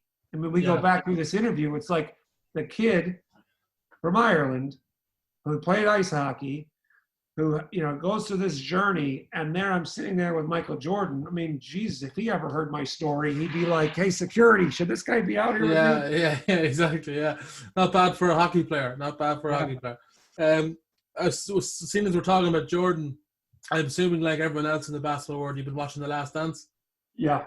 What have you? So as someone who was in NBA circles, obviously not at that time, but since then, in the years after that, was there anything that surprised you on it, or that you haven't seen before? The honesty inside of it. When you look at the way stories are spoken, not by the people that were there, but the people who hear it afterwards, it's amazing how glorified the idea that Michael Jordan played with the flu. And then you find out Michael Jordan ate a pizza at 10:30 at night and had food poisoning. It loses its luster of like, this guy is the most, like, yeah, he did play with food poisoning. It's amazing. But the way that they spoke it about being the flu, it's like everybody's had the flu. Jesus, I mean, I couldn't imagine trying to be out in the driveway trying to put a ball in a hoop with the flu. Yeah. So there were those little things. And then when they talk about the relationships of him pushing people on his team, well, I mean, honestly, that's every team. That's not like just, I mean, Scottie Pippen just said it too, is like people were speaking back to Michael too. It wasn't Michael was just sitting there like, and he's saying everything and everyone's cowering and shutting up. Like every team, the smallest team I was on in Poland, when I was in Russia, all those years in Panathinaikos, Marousi, there's a bunch of alpha males inside of a room. You don't think that we're all going at each other? We're going at each other in the parking lot. We're going at each other in the locker room. But it's funny the way that they made this look like Michael was, a tyrant of sorts, like trying to push everybody to be their best. That's because before it was released, he was saying like, people aren't going to like me after this. And I've actually thought it's had the opposite effect. I like them more now than I did before, because I totally agree with the pushing the teammates. Well, again, anything that they showed didn't seem like a problem. But again, are they showing everything? We don't know. But the stuff that was shown, like he wants you to clap back at him. That's what he wants. So he wants you to kind of, as he said in a few times, like when we're in the Eastern Conference Finals against the Knicks in Game 7, I want to know that you are able to deal with this. Yeah. But what I loved about it was because I've always viewed Jordan as like he's not human. Like he's just whatever he is, he's different species. But when I saw him got emotional at the end of episode 7, that was amazing. I've never seen that side of him before. I don't think many people probably have. And it seemed to be just because he was like, I think the topic was like, your teammates necessarily didn't like you? And like, he got emotional over that, which is something that I didn't think that was, he'd like just, fuck them. I don't give a shit. That's what I thought he would say. But he didn't. He genuinely seemed to care for these teammates.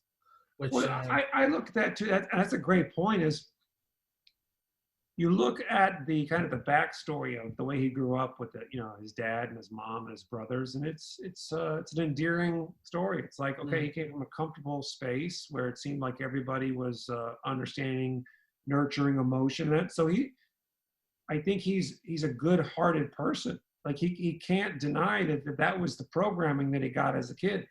So when he's looking to achieve something, that's the part that I think that people don't know how to translate. Like, like his way may have been a little bit challenging to others, but it didn't mean that he didn't feel for that person. He didn't like care for him. He cared for him. Like it's the same thing as like with the Kobe Bryant conversations. They look at it and they say, Kobe Bryant wanted to do everything to win, and he didn't give a shit if he made friends on the way there. Well, once he got there, everybody wanted to be his friend. Yeah, true. It's like you can't hate him. I think everybody can get to a point where if you've ever worked for a boss that was more of a righteous person looking to get the job done all the time, if you finally stop and you ask that person, do you think that person really is upset and they hate you? Or do you think that they've just got so much pressure about wanting to achieve something and it's kind of like maddening them? And that's where I like the story, because it takes Michael and it makes him human. I think that before this, there's always that, I don't know, the fairy tale, like he's this guy with a cape and he can jump 50 inches in the air and he can do all these things. Like, no. This is a guy who battles with wanting to achieve something, and it got ugly at times, and now they're going to give us the truth about it.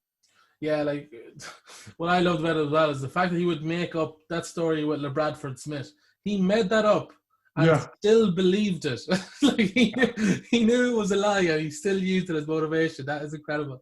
Yeah. But it's a fantastic documentary, and I hope that they make more in the future. I'm sure there's a couple of great stories, but hopefully they do. It was fantastic. But You then, we'll get back to you, Pat. After that year with Orlando, though, you went back then to Europe again. You were obviously happy to do that. So you went back to, originally you went back to Madrid, was it? No, I went to Auna, Gran Canaria first. Oh, you're back to, oh, yeah. Okay, so that club there, so that club is not a massive club, I would imagine, either. No. Yeah. I think my agent sold me that club, telling me it was like Club Med on the island. Okay, so it was like a retirement, an early retirement. Yeah, it was going to be a little bit of a vacation. Yeah. And I got into big time arguments with that coach. That's the only team I ever got cut from. Okay. Yeah. And what happened? Which is the coach? Was he similar to the previous coach where you didn't see eye to eye? Yeah, I think I had experienced the NBA, and when I came back, I looked for, maybe my version of simpler ways to score.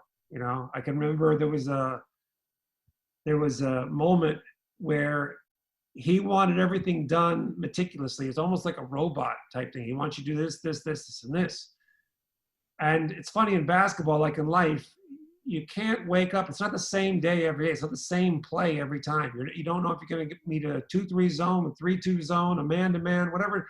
But if you're only being taught one way to do things and they're driving you to do that, you're screwed, because if you make a mistake, they'll ask you, well, why didn't you read it? So there's no opportunity to respectfully appreciate creativity. Like, hey, Pat, you've played for a while, and maybe you go off script. And so at one of the practices, long rebound, I get the rebound. I'm ahead of everybody. I go down towards the basket. Might have been one defender. And one of my teammates, Jason Klein, great three-point shooter out of Michigan State, he's running left wing. I come all the way down, pass him the ball. He shoots, makes the three. We're going crazy because we're kicking the crap out of whatever team we're playing here in practice. And the coach's name was Pedro Martinez. Pedro just stops. He's like, stop. Team, whatever, yellow team, come here. So he gets us all in there, and we're still high-fiving about this play, because we just broke from the machine, programming, like whoa. It's like everybody else was like, whoa, I didn't even know we were allowed to do that. Yeah. So Pedro looks at me and he's like, did you get that rebound? And I'm looking at him, and I start looking around at the guys in the team, and I'm like, and he looks at me again, and he's like, did you get that rebound? And I'm looking at him for a while.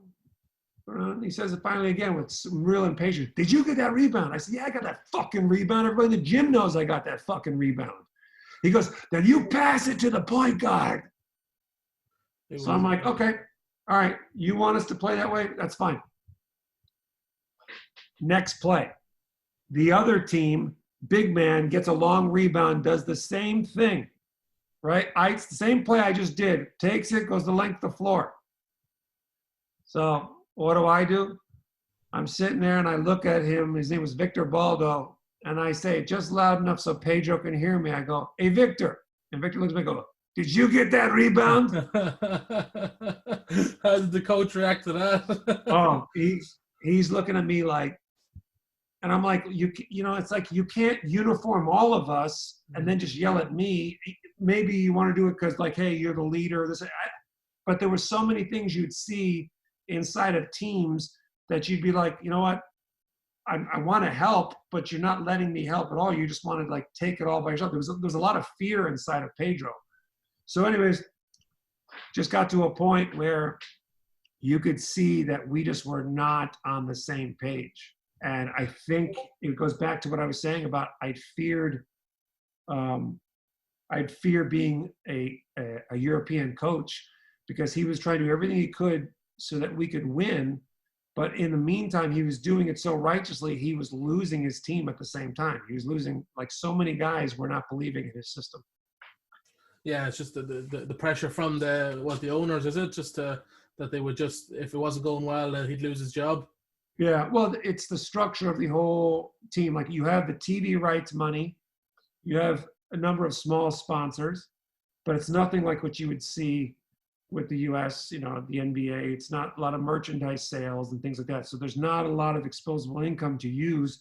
So it's like, hey, we have this much money and we have to win, because if we do, it'll secure that much money for next year. And if we don't, you know, this is a pressure cooker.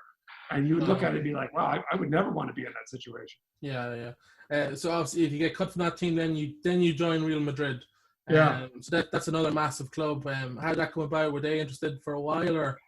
I find out that I'm getting sacked from Auna through my cleaning lady. The cleaning lady is in the house, and she says in Spanish to my wife and I, she says, it's very peculiar that you all would be cleaning your apartment if you're getting cut.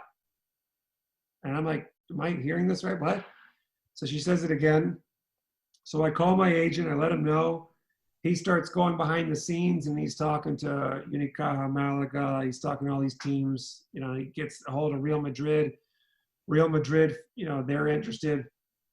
So I then get a pre-contract. I agree to it. I have Auna's office fax the contract to Real Madrid. One of their office workers is like staring at the contract, like, what's going on? We play at the end of one of the end of the pool plays in the Supporter Cup that we were in. And at the end of that Supporter Cup game, we're in Belgrade. You get to then bring in transfer players. So I get cut from the team that night. I talked to the coach, Pedro. I'm like, hey, I already know I'm getting cut. The cleaning lady told me. How did the cleaning lady know? The cleaning lady was best friends with the wife of one of the assistant general managers. Wow. Yeah.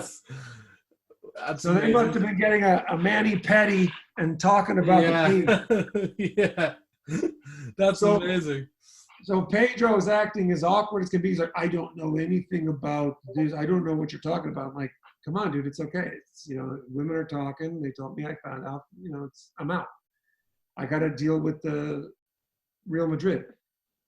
Auna tries to get involved in the deal, trying to do some sort of trade, and they're trying to get financially exchanged in this. My agent calls him up and is like, get your hand out of the cookie jar. This has nothing to do. Get rid of Pat, and we're good. So finally it works out. They stop trying to talk to Madrid. I sign this deal. My family and I fly out to Madrid. We're so excited.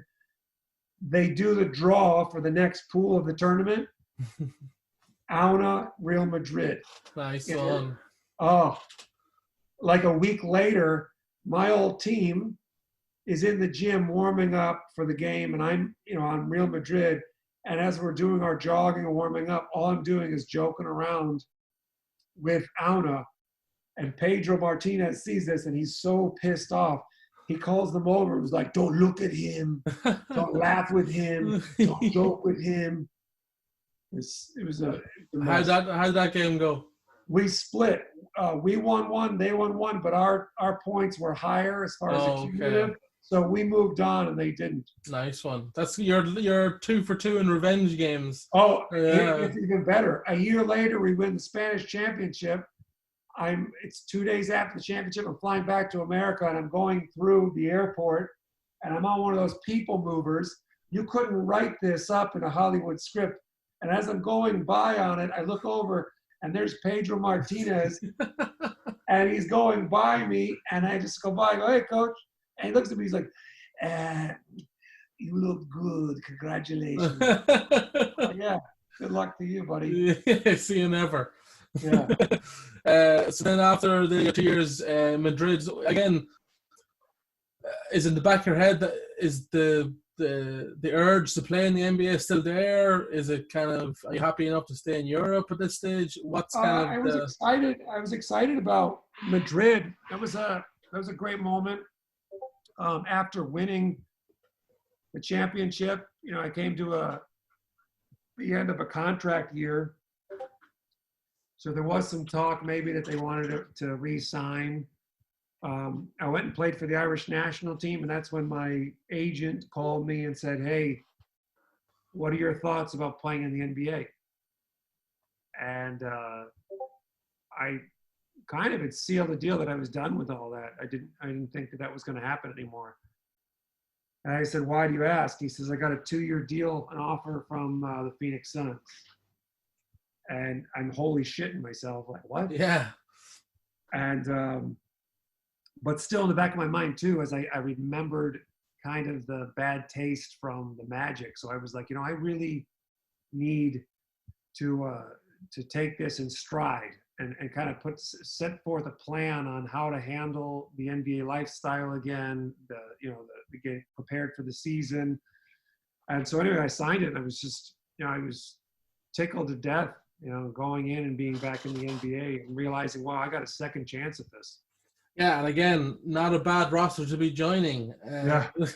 Steve Nash, Amari Stoudemire, Raja Bell. So I actually didn't know or realize before the connection. So that was pretty cool, I'm sure. Yeah.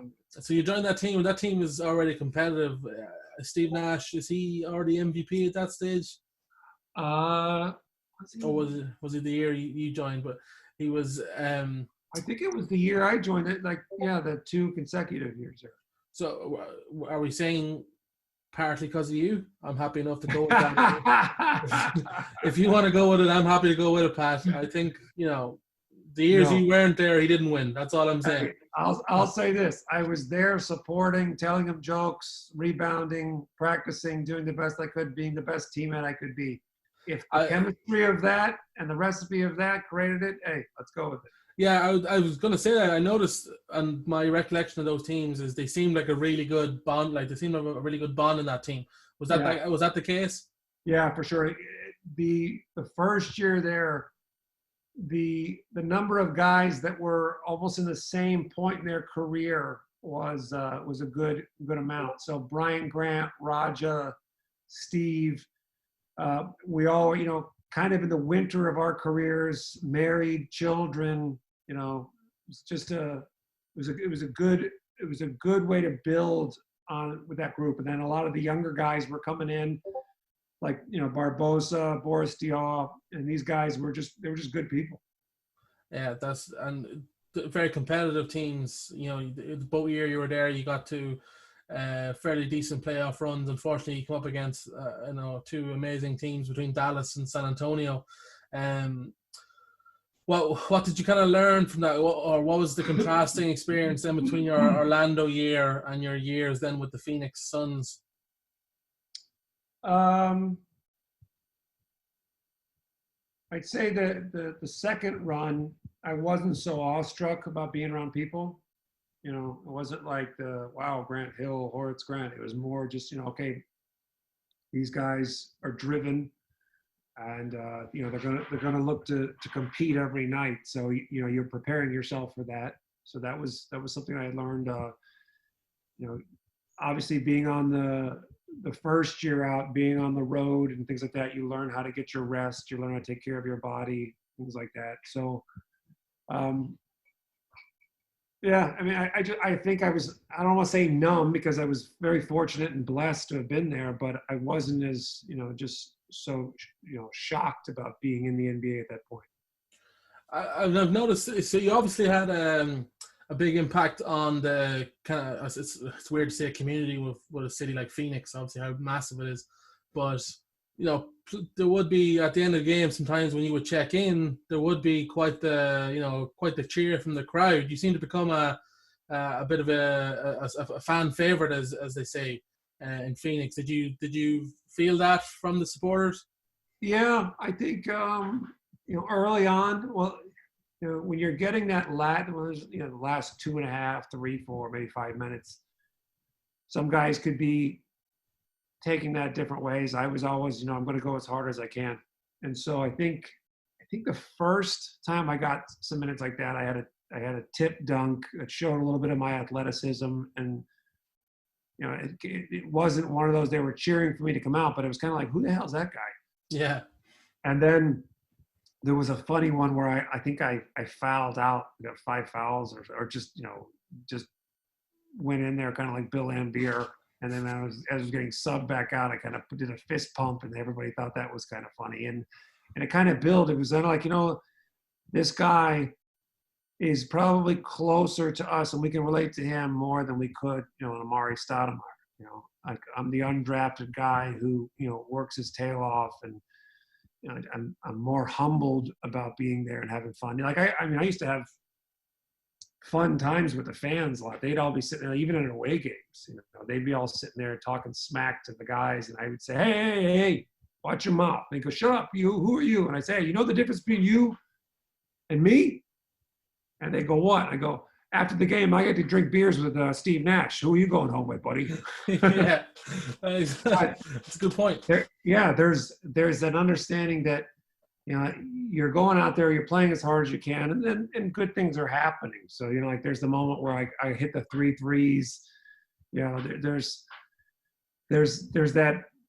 I guess there's that end of the roster spot that the people just appreciate that I was making the most of it. And because I've seen the infamous now at this stage, the hair tonic commercial. Yeah. Which you're saying there about Steve Nash doesn't take himself too seriously. Obviously, he features in that. It's fantastic, by the way. If anyone hasn't seen that, I would recommend YouTubing that. But it's absolutely brilliant. But did you kind of relish that kind of? I've often actually thought of this as well. Do you think if you came into the league nowadays, do you think you could have had an even more successful career, because you are a big man who had obviously the 3-point range and some pretty decent handling skill set? That's very valuable in today's league compared to what it was maybe back in the mid 2000s. Yeah, I haven't really thought about it. I don't really watch the game, so I don't miss it. So it's like I don't kind of put myself in that situation and look at it. Any particular reason why you don't watch it? Have you just kind of? I don't know. It's almost like, I'm going to give you an analogy, and hopefully it lands. If it doesn't, I did my best. Okay, I'm prepared. If you're watching somebody make a peanut butter and jelly sandwich, and you think that they're putting too much peanut butter, or you think they're putting too much jelly, you might get a little outspoken about it, and you might want to look over their shoulder. So when I watch an NBA game, there's a part of me that's kind of always like, well, hey, you need to box out this. Oh, go over here. And it's what am I doing? Like, well, it's just a game. Yeah. So okay. Every now and then they'll have the retired players in Orlando will go to a Magic game, and they'll give us a skybox, and it's all the food and all that. And I tell you, if there's 20 of us there, it'd be surprising if one of us ever looked at the floor. Okay, that's fair enough. I suppose when you spend your life doing like that, sometimes you don't want to come home and watch it as well, sort of thing. So yeah, okay, that's fair enough. At the end of your tenure with Phoenix, then you went back to Europe again. Was that the desire? Did you want to stay in Phoenix, or were you still desire to go back to Europe? At the end of my second year, that was the year that we're playing San Antonio in the finals, and Robert Ory, hip checks Steve into the timetable, and Boris Diaw and Amari Stoudemire they step over the line and they break a rule, and then the following game they were suspended. And the only active big man on the roster at that point is myself, and I hadn't played in 4 or 5 months under D'Antoni's 7-man rotation. And it was funny is, hopefully, through our interview, you realize I'm just going to tell you like it is, as blunt as it is. And so the media came up to me and they started asking me, like, what are they telling you, Pat? You're the only active. And I said, they haven't talked to me at all. And I was telling them what was going on inside of our camp. And, I look back now and say, what did I have to lose? I was probably at the end of it, but they were asking me, like, do you want us to print this? And I said, what do I care? And they said, like, well, who do you think is a better coach, Popovich or D'Antoni? I said, well, who's got more championships? Whose system is working? Like, I've been here 2 years. This guy's on a 7-man rotation, and then it gets to the end of the year, and then we're always getting guys with injuries. Steve's got half a back. His legs are hurting him. It's like, it doesn't make sense. Popovich has got a 10-man rotation, and he's still going strong over there. So the next day, this is printed, my agent calls me and he's like, "Hey, are you trying to get kicked out of the NBA?" Yeah. I'm like, "Well, I don't know. I'm just sharing what's going on." So the following year, we're done.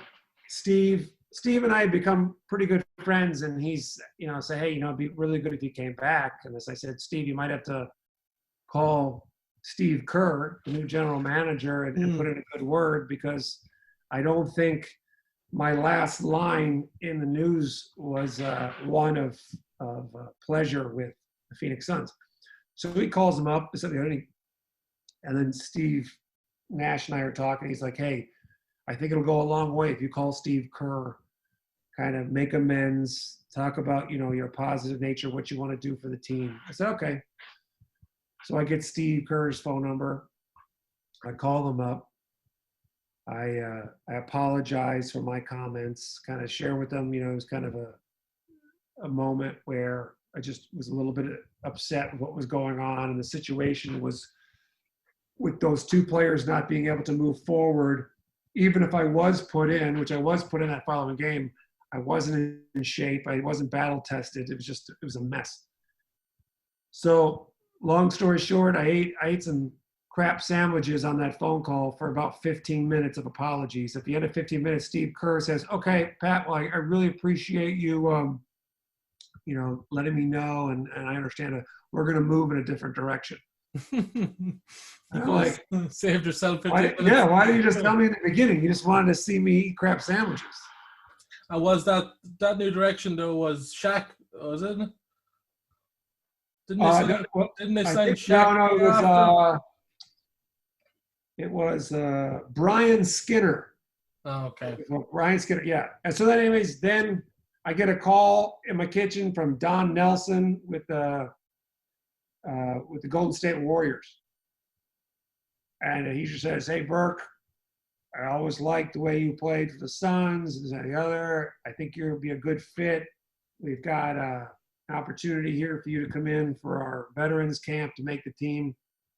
So I fly out, going to Golden State, all ready to go. Most of their training camp was in Hawaii. We got to Hawaii, and there's something not sitting right physically in my gut. Like I feel like I'm running around a bowling ball on my side. And I remember I go, whatever it is, the month or 2-3 weeks of the camp, and then finally we make it back to Oakland. And one of the coaches is like, "Hey, Burke, coach wants to see you out back." I'm like, "All right." So I go out back, and typical Don Nelson, he's sitting there with a big cigar, and he's like, "Hey, Burke, tell me how you think you're doing." And I just said it to him blank. I said, "You know what? I feel like shit. I probably look like shit, and I haven't done shit since I've been here." And he's sitting there, he's blowing. He's like, "Yeah, that's about the way I see it." He goes, "What do you want to do?" He goes, "Do you want to stay with us and train until something comes up?" Or I said, "No." I said, "I want to go see my doctors in Phoenix because I think I got something going on here." So I get my ticket, fly to Phoenix, get to my house there, go see the doctors, and first thing I had was an appendectomy. I had, appendicitis was going on, and get that all taken care of. And then within a month, I think I had my gallbladder removed. So it was something going on that I just knew. I mean, I was dragging, I couldn't run. So then I told my agent, "Hey, look, let's take my name off the list for a while. I want to kind of mend. I want to be here with my family." I fly back to Orlando. And I think I want to say that's around September, October. And then Thanksgiving, November 25th, I fly out to go. I sign with Himki in Moscow. I fly out to Russia. And what was your expectations going out there? I don't know. It's like I don't know anything about Russia. I can't wait to see what it's all about. It felt like I flew there, and it felt like it took 3 days to get there. And by the time I landed, I hadn't slept. They bring me in to get a physical. I'm on a treadmill running in jeans with my shirt off and probably boat shoes. They got me all strapped up. They're barking things at me in Russian. Then they put me in this glass triangle looking contraption. They're testing my lung capacity. And I got this big Russian woman screaming at me in Russian to breathe in, breathe out. I'm so exhausted. I finally get back to a hotel, drop my bags. They then take me to the game they have that night. I'm suited out in gear, going through layup lines. I'm falling asleep on the bench. Finally, they put me back at the hotel room, and I sleep for 2 days. Wow. That's quite the introduction to Russian lifestyle. That's the introduction I had to Hipkey basketball. The first part of that story is exactly how I thought it would be. I don't know why. Just I think of Russia, it's a lot of people shouting aggressively, so that actually makes sense. But a successful year, you end up with silverware. Did you enjoy that year with Hipkey? It was different. I appreciate it now. At the time, it was a lot of shady business practices going on at the time. Okay. The coach was even manipulating things with playing time and other players and stuff. And so I came in because their star center had just had a very bad eye injury where he actually snapped an elastic band and cut into his retina. And I knew him. It was Maciej Lampi, and so he was getting all that done. I hadn't even seen him for a while until he had his surgery done. But when he gets back, I kind of find the ins and outs of what's going on behind the scenes, and just everything is just very scary. Russia was very scary. They were trying to tell me after he got his eye injured, the doctor from their team was trying to like put syringes in his eyes and all kinds of crazy things. And Jesus. The doctors in the States were saying, Jesus, if they had done that, you would have gone blind, and just silly, stupid things. So that I knew when that season was over, I was like, I'm just excited to get out of here. Okay, yeah. And then you went to Poland. Then I went to Poland. For Club Asseco Procom Sopot. Yeah. How did I do that with that It pronunciation? was great. Not Asseco too bad. Procom Sopot. Yep. So, yeah. Again, winning silverware there. So how was that year in Poland compared to Russia? Breath of fresh air. It was, Okay. It was similar to I would say a Real Madrid, Panathinaikos type thing. Top tier team of Poland. Beautiful town, village. This is the 12th year of my career, so I think I kind of wanted to test the waters on an idea. Most of the time, when you're traveling and you're tired from practice, you don't want to get into a car, especially at my size. Always going back and forth to practice. So I requested an apartment that was in walking distance of the practice facility, and it was the best experience. Just getting up, going through town, going into the fresh market, getting produce, groceries, walking to practice, walking back. I really enjoyed that year. That's great. And at what kind of level then was your game at that stage? Were you like Deteriorating? Okay. Yeah, I'd say I was known for being athletic, doing a lot of energy, and I remember that season. You need something to happen obviously more than once to be a trend. So I went up for a dunk two-handed in a game, pulled the rim down, the ball catapulted to half court, and I thought, wow, I missed that dunk. And then it probably happened again 2 weeks later. Then it happened again, and I started going, what the frick is going on here? And I started to realize the athleticism was going. I was probably playing more old man grabby handball. People trying to get by me, and I'm holding on to them and learning new ways to play. But a savvy veteran. Is what it's called. And then so you obviously you kind of retire after that. Then is that the decision that's made? Two things happened there. Is I started to recognize I wasn't having butterflies anymore before the games. Okay. It wasn't something that I was excited about doing. It was like, I'm going to go out here, I'm going to get my rebounds, I'm going to get my points, and then I'm going to call it a night. And that kind of got to a point where I'm like, am I even enjoying this anymore? So we win the championship. Great guys, had really good teammates. I go home. They call back. They offer me a contract for the next year. and I tell them no.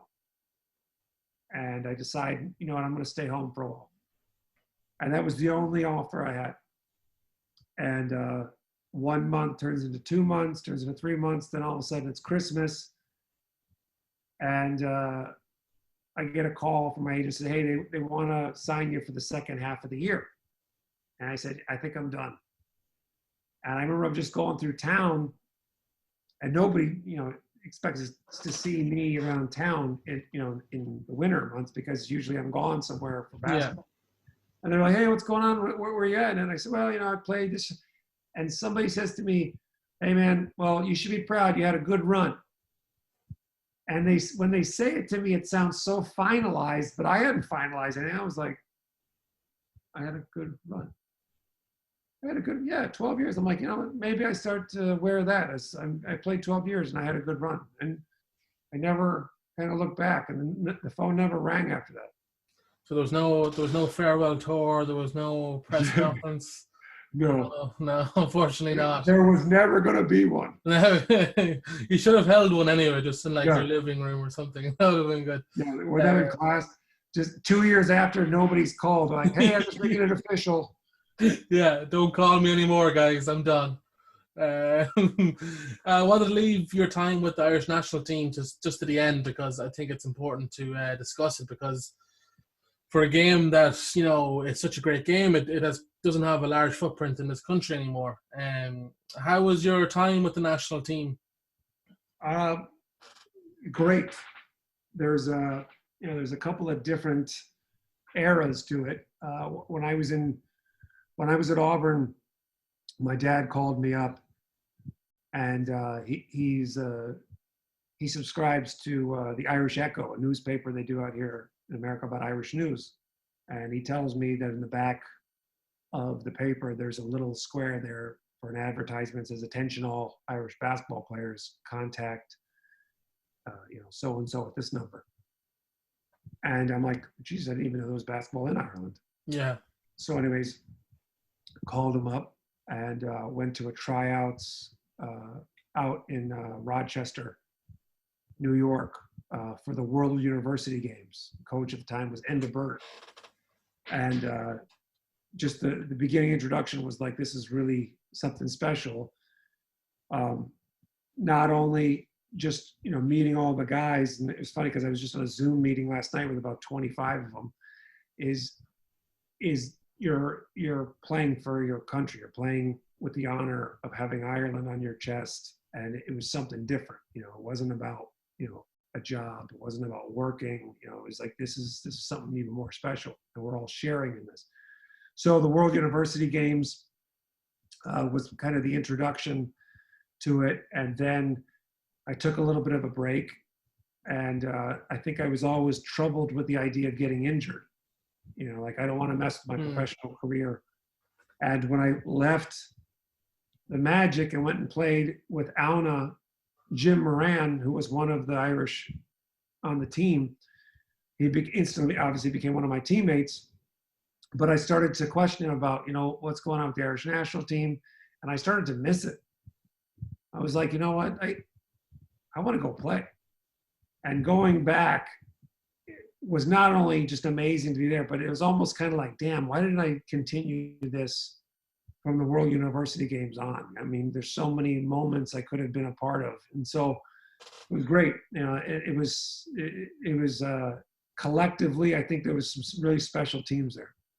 And I'm assuming you had to make a choice to choose, you know, your nationality, obviously growing up then in the States. So was it always Ireland, never in doubt, or did you have to really sit down and think about it?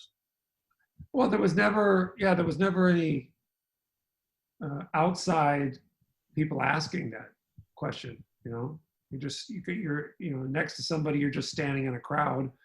You know, I never heard anybody in America ask me that. But I in Europe, you know, then you kind of have to ask. People ask the question, you know, are you Irish? Or are you, the United States? And I would share, you know, I was born in Ireland, but, you know, raised in the United States. But I still feel well rooted with my nationality in Ireland. That's good. That's great. I think that kind of wraps it up, Pat. We've been speaking for about 2 hours now. Jesus, I know, yeah, it's been a bumper podcast, but it's been fantastic. I could probably talk to you for the next couple hours as well. Your story, as I said before, it's brilliant, and I really think more people in this country should acknowledge you and acknowledge the career you've had. You've played at the top level, which is something no one else born in this country can say. And you're fantastic to talk to and very forthcoming with stuff. So I really appreciate you taking your time out this evening, and I appreciate it.